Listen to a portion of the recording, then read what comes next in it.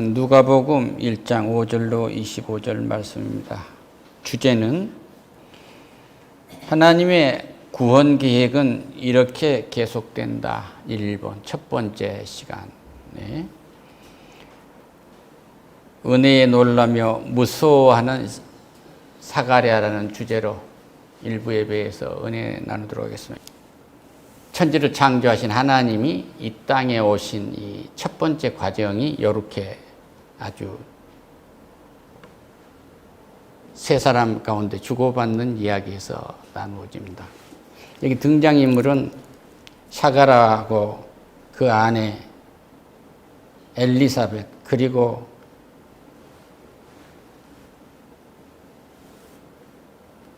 마리아 이렇게 그리고 천사 이렇게 등장을 해요. 그런데 이 짧은 이 말씀 속에서 천지를 창조하시고 온 인류를 구원하실 주 예수 그리스도가 오실 준비가 이렇게 이루어지고 있어요. 유대왕 헤롯 때에 아비야 반열 제사장 한 사람이 있었으니 이는 이름은 사가랴요. 사가랴가 제사장이었어요. 이 제사장. 당시에 헤롯 왕 시대의 제사장이었단 말이에요. 그 헤롯 왕 시대의 제사장이었는데 이때 이 제사장들은 한 18,000명이 돼요. 그의 아내는 아론의 자손이었어요. 그러니까 제사장들은 이스라엘 백성들의 딸들과 결혼을 해라니까 아론의 후손과 건 너무나 당연했겠죠. 두 사람이 나이가 많았어요. 그런데 아이를 못 가졌습니다. 그래서 이제 나이가 많았어요. 그래서 엘리사벳이 잉태를 못함으로 그들에게 자식이 없고 두 사람은 나이가 많았더라. 이게 나이가 많아서 이제 자식을 가질 수 없는 한계 상황에 이르게 된 거죠. 그래서 우리 인생은 이 한계 상황을 맞으면 포기를 하는데 하나님은 그렇지 않으셨어요.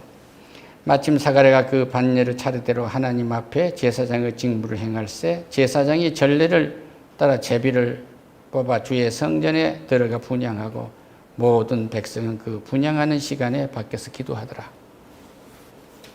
사가랴가 보고 놀라며 무서워하니 천사가 그에게 이르되 사가랴여 무서워하지 말라. 너의 간구함이 들린지라. 내 아내 엘리사벳에게 아들을 낳으리니 그 이름을 요한이라라. 네 이름 사가랴라고 하지 말고 요한이라고 하라고 그렇게 해요. 근데 너도 기뻐하고 즐거워할 것이다 이렇게 얘기하면서 쭉 진행된 말씀이 나이가 많이 들은 제사장이 18,000명 정도 되는 때 그때 자기하고 레벨이 같은 사람들이 같이 제비를 뽑았는데 그날 자기가 차례대로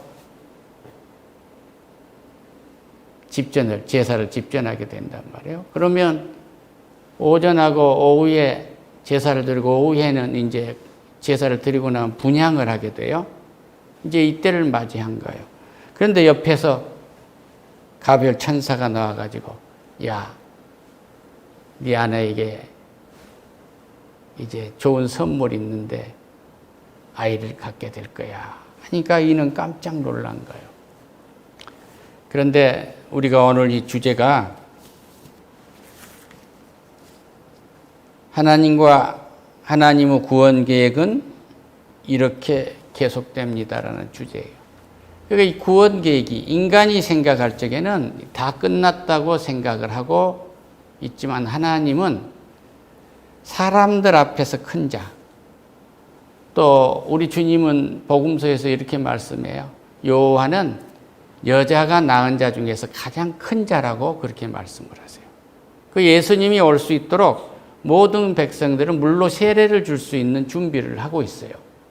오실 수 있는 준비를 하는 그 아이가 세례 요한인데 세례 요한의 어머니 아버지를 이렇게 축복하는데 그 아버지 대제사장이 두려워하고 떨게 된단 말이에요. 얼음장처럼 돼버린 거예요. 그러니까 하나님을 만나면 두려움이 있게 돼요. 이 큰 은혜를 잊게 되면 두려움이 있게 된단 말이에요. 그러니까 천사는 그래요. 가브리엘은 야, 떨지 마라. 두려워하지 마라. 이 자가 큰 자가 될 거야. 하나님 앞으로 돌아올 자를 모두가 모으고 하나님이 오는 길을 준비할 자가 될 거야. 그러고 축복하는 거예요. 할렐루야.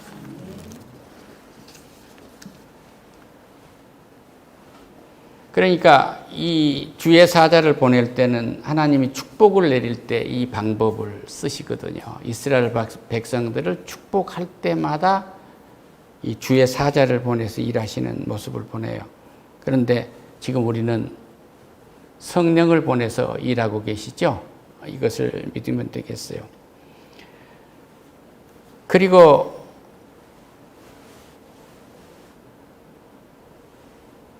내가 이것을 어떻게 알겠습니까?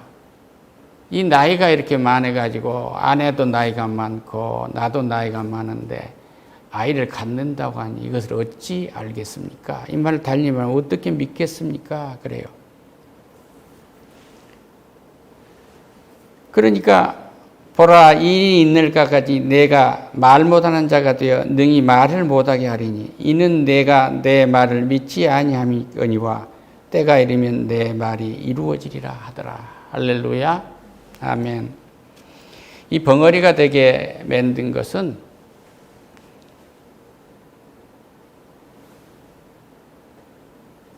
천사들이 소식을 전할 때 있는 하나의 표징으로 우리는 볼 수가 있어요.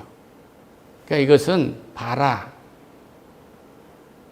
내가 지금 너에게 이 말을 하는 것은 반드시 이루어지는 거야 하는 표징을 먼저 보이신 거예요.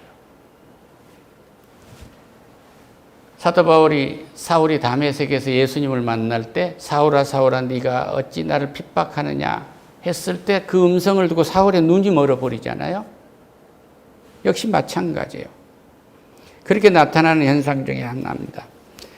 그리고 믿지 않는 데 대한 이것이 징계일 수도 있어요.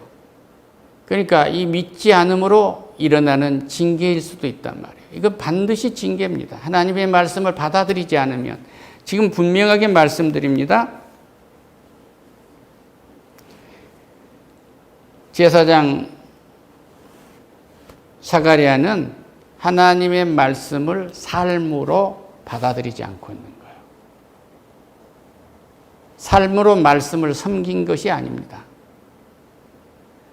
사람들에게 말씀을 선포하는 사람이 하나님의 말씀을 삶으로 받아들이지 않고 있어요. 그러니까 눈이 먼 거예요.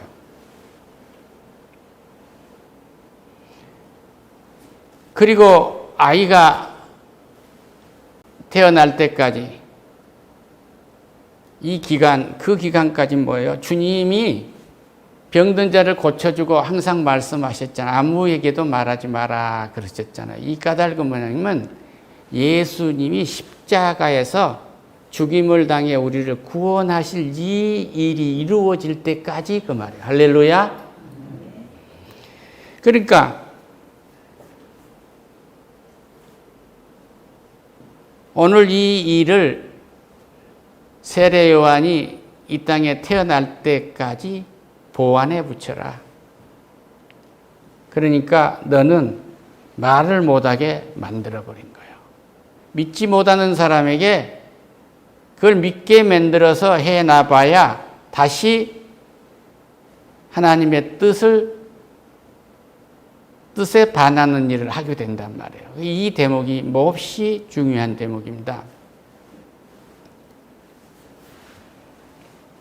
그가 나와서 그들에게 말을 못하니 백성들이 그가 성 안에서 환상을 볼 줄 알았더라. 그가 몸짓으로 뜻을 표시하며 그냥 말 못하는 대로 있더니 그 직무날이 다 되매 집으로 돌아가니라 하고 기록되어 있습니다.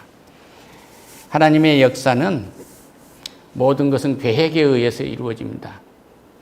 하나님의 계획은 인간이 받아들이려고 하지 않아도 하나님이 그 역사를 이루어 가세요. 그러니까 오늘 우리가 보면은 똑같은 일을 놓고 하나님은 양면성이 있게 일을 하시죠. 태풍이 일어나면 뭐예요? 우선 재앙이라고 부르잖아요. 우리는 재난으로 받아들이지 않습니까? 근데 태풍이 일어나면 바다를 한번 뒤집어서 하나님은 모든 걸 정화하고 어적자원이 동해 있는 걸 서로 보내고 서해 있는 걸 동으로 보내고 하신단 말이에요. 그러니까 이 일 하나를 놔두고 하나님은 뭐예요? 천사가 하나님의 소식을, 기쁜 소식을 전하는 표징이 되고 그가 벙어리가 된 것이. 하나는 그 당사자인 사가랴에게는 하나님의 징계가 되는 것이고 또 하나님의 계획을 수행해 가는 데는 그 시간이 되는 거예요. 그 시간의 타임을 중요시 여기고 있는 거예요. 그래서 항상 이 같은 세 가지 원리로 하나님의 역사는 늘 나타나고 있습니다.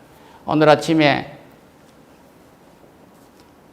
누군가는 젓가락으로 식사를 하셨을 거고 누군가는 종이에 싸진 햄버거를 그냥 손으로 드시기도 하셨을 거예요. 그런데 우리 조상들이 손으로 먹은 것을 자식들이 막연히 손으로 그렇게 먹어가는 것은 또 그렇게 먹어가는 것은 이건 장례예요, 장례. 그러니까 까마귀까치가 자기 할머니, 할아버지, 조상 대대로 둥지를 두고 살았던 것을 그대로 가는 것을 미래에도 그렇게 살아가는 것을 우리는 장례라고 그럽니다. 그런데 이 미래는 철저하게 계획된 거예요. 우리 하나님은 미래의 세계를 열어가신 분이에요.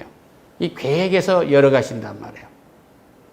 그러니까 오늘 나에게 어떤 일이 있었다고 해서 좀 불리한 일, 내 눈이 멀었다고 해서 하나님이 아차, 이제 인생을 끝내는 거 아니냐, 그렇게 생각할 거 없어요. 하나님은 자기 계획을 믿는 자기 백성을 통해서 이루어 간다는 사실을 오늘 믿고 돌아가시기를 축원합니다.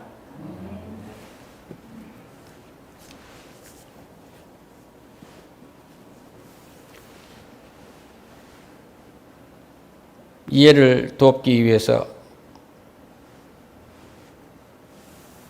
하나 예를 들어서 보면 트럼프 대통령은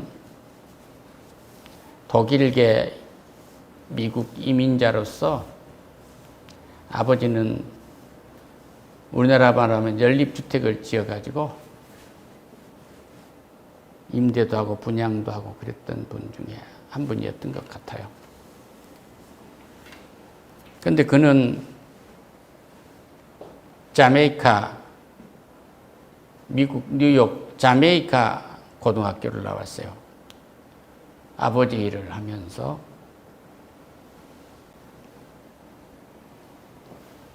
자메이카는 그 뉴욕에서 JF 케네디 공항 가는 데로 가는 길목에 그쪽에 있습니다. 그리고 그는 군사학교를 나왔고 너무 잘생겨가지고 헐리우드 배우가 되려고 했는데 실패를 해요. 못합니다. 그래서 그냥 대학을 갔고 거기에서 공부를 열심히 해서 유펜, 펜실베니아 대학교 유명 대학으로 트랜스퍼를 합니다. 그리고 그는 부동산 업자로 일을 하다가 라디오 진행자가 돼요. 그래서 그는 미국 대통령이 된대. 그에게서 남보다 뛰어난 것이 하나도 없어요. 그냥 고상하게 하버드 대학 나와서 노스쿨 나와서 그냥 쭉 나간 게 없단 말이에요. 그 과정을 거치면서도 그는 하나님을 놓치지 않은 거예요. 미국 사회에서 복음주의적 사고를 가진 정치 지도자의 가장 선두에 그가 서 있는 거예요. 하나님은 그를 쓰신 거예요. 앞으로 책임은 그 사람이겠지만 하나님은 그렇게 들어 쓰신 거예요. 그러니까 그 사람이 대단해서 쓴 것이 아니라 하나님과 함께 할 때 그 역사는 이루어진단 말이에요. 오늘 나에게 있는 문제가 무엇인지 곰곰이 생각해 보세요. 나이가 많이 들었는데 이 사가라나 엘리사벳은 권사님보다 나이가 더 많은 거예요. 권사님보다. 하나님께 하시면은 물리적인 나이가 중요한 게 아니에요. 또 미국 대통령을 얘기했으니 한국 대통령을 얘기하지 않을 수가 없잖아요. 경상도에 한 막내 아이가 태어났는데 집이 너무 가난하고 먹을 것이 없으니까 그 엄마가 그 애를 떼어내려고 양잿물을 먹었대요. 그래도 안 떨어지니까 언덕에 가서 뛰어내리고 뒹굴기를 했다는 거예요. 배를 싸매고. 그래도 안 떨어졌다는 거예요. 그때 말로. 유산이 안 됐단 말입니다. 그분이 박정희 대통령이라는 거 아니요?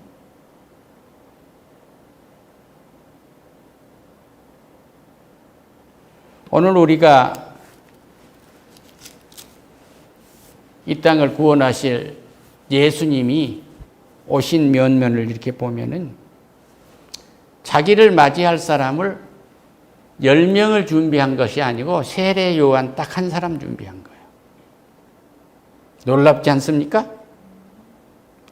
그래서 우리 주님은 여자가 난 자 중에서 요한이 가장 큰다라고 그래요. 오늘 모두가 다 다시 오실 주님을 맞이할 준비를 하는 요한이 되시기를 축원합니다. 할렐루야. 그것은 자기가 하는 일 그대로 하시면서 삶 자체로 하나님의 말씀을 받아들이면 돼요. 삶 자체로 하나님의 말씀을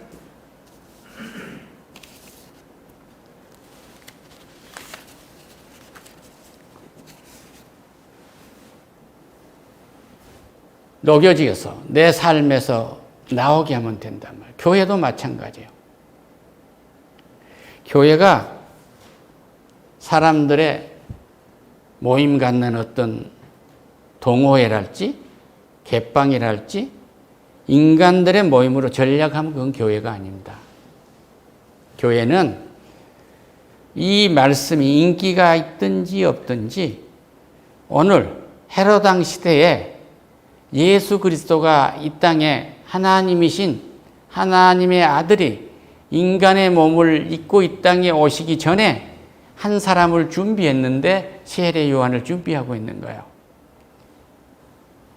그런데 젊고 건강한 여인이 아니고 다 늙어서 이제 포기하고 살아야 할 그를 통해서 잉태가 되게 하신단 말이에요. 삶을 사시면서 포기할 건 아무것도 없어요. 지금 시작하시기를 축원합니다.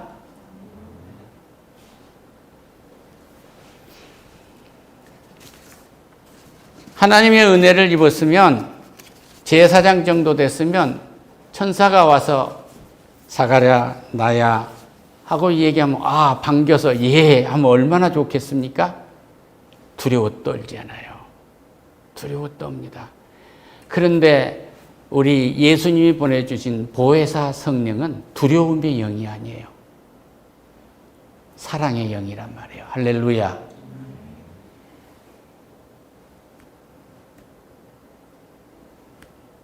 정의사나 문상수야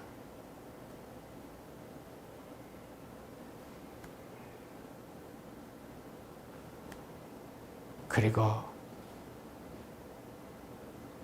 한예리마 그리고 이름을 불러요.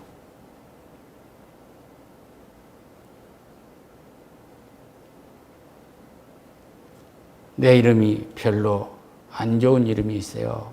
그렇게 얘기했던 곽정영. 할렐루야. 그 이름을 하나님이 주신 거예요.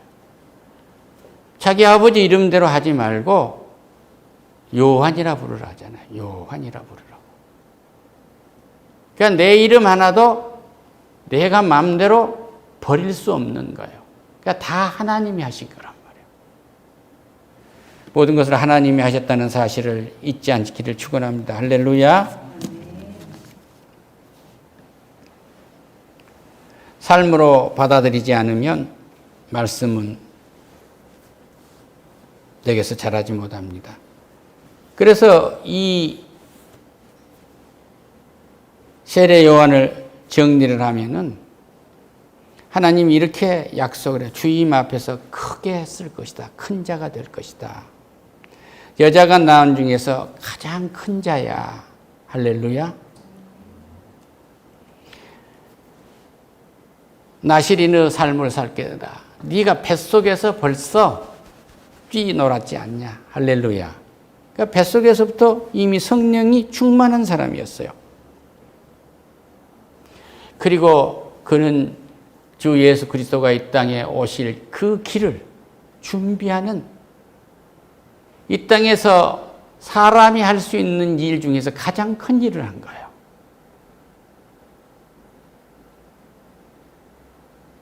결론으로 맺으면 다시 오실 주님을 위해서 그 일을 하는 것이 이 땅에 사는 동안 우리가 가장 큰 일이라는 사실을 기억하시기를 축원합니다.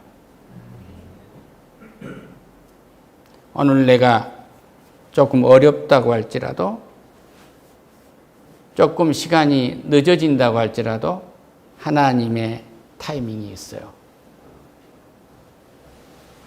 나이가 너무 많아서 권사님 잉태를 못 하시겠죠? 그런데 그것도 우리 주님은 문제 삼지 않으신다는 거예요. 그러니까 불가능을 가능케 하신다. 어떤 경우도 우리 주님은 그렇게 고목나무에서 꽃이 피듯이 새순이 돌아오듯이 우리에게 소망을 보이면서 이 땅에 오신 거예요. 그분이 오신 목적은 무엇하러? 우리를 구원하러 오신 거예요. 완전히 인간의 죄를 다 짊어지고 사시기 위해서 오신 일을 그 준비하는데 이 한 가정을 통해서 요한이라는 한 사람을 세워서 그 일을 열게 하신단 말이에요. 이런 가정들이 되시기를 축원합니다. 할렐루야. 입시가 이제 한창이고 수능이 끝났는데 점수가 좀 많고 적고에 너무 마음 쓰지 마세요.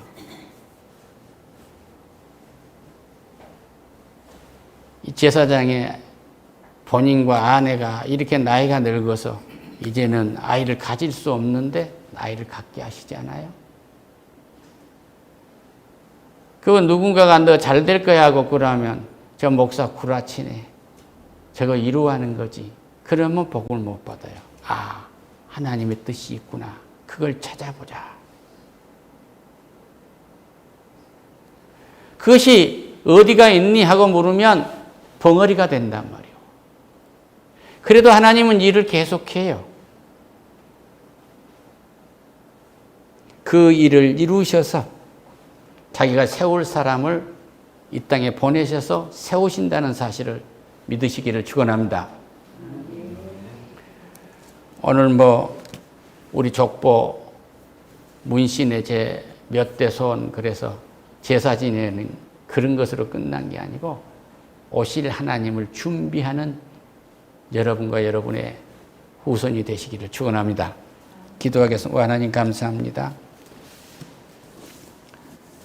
하나님의 구원 계획은 이렇게 미약합니다. 그러나 내 시작은 미약하였으니 내 나중은 심히 창대하리라고 욥기서 8장 7절에서 우리에게 은혜를 내렸듯이 우리 주님도 이 은혜에 있습니다. 주여 시작이 미약하다고 결칸코 약해지지 않도록 역사해 주시옵소서. 마음을 강하게 하고 담대하라. 두려움 말며 놀라지 말라. 내가 어디로 가든지 내 여호와 하나님이 너와 함께 한다는 이 음성을 모세가 들었듯이 여호수아가 들었듯이 우리가 듣도록 축복하시옵소서. 예수님의 이름으로 기도드립니다. 아멘.